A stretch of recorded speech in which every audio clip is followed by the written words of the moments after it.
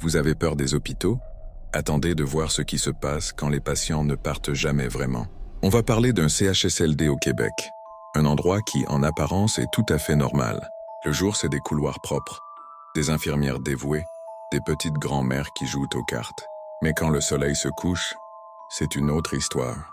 Je vous raconte l'histoire de Chloé, une jeune préposée aux bénéficiaires qui venait de commencer son premier emploi. Pleine d'énergie, elle voulait faire une différence. Elle a rapidement été affectée au quart de nuit parce que personne n'en voulait.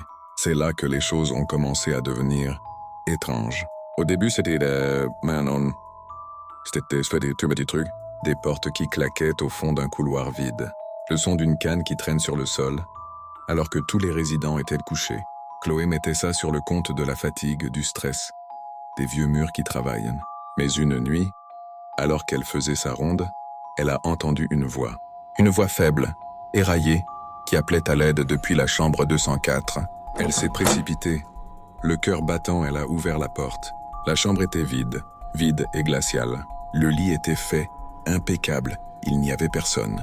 Pourtant, elle avait juré entendre quelqu'un. Ses collègues plus âgés lui ont alors raconté l'histoire de Monsieur Gagnon, un ancien résident de la chambre 204, un homme solitaire et un peu grincheux, décédé seul dans cette même chambre des années auparavant. Depuis, personne ne voulait y dormir. Les résidents se plaignaient du froid, des cauchemars et d'une présence qui les observait. Chloé était sceptique, mais les événements se sont intensifiés. Les lumières des chambres s'allumaient et s'éteignaient toutes seules. Les fauteuils roulants se déplaçaient de quelques centimètres quand elle avait le dos tourné. Le plus terrifiant, c'était l'ascenseur. Il se mettait souvent en marche tout seul, toujours pour monter au 2e étage et s'arrêtait, juste devant la chambre 204. Le point de non-retour a été atteint, une nuit d'orage. Un bruit assourdissant a réveillé tout l'étage. Chloé est sortie en courant et a vu que toutes les portes de chambre étaient grandes ouvertes. Toutes, sauf une. La porte de la chambre 204, qui était fermée à double tour de l'intérieur. De l'intérieur, il a fallu appeler la sécurité pour forcer la porte. Et quand ils ont enfin réussi à l'ouvrir, la pièce était, comme d'habitude, vide, silencieuse et glaciale.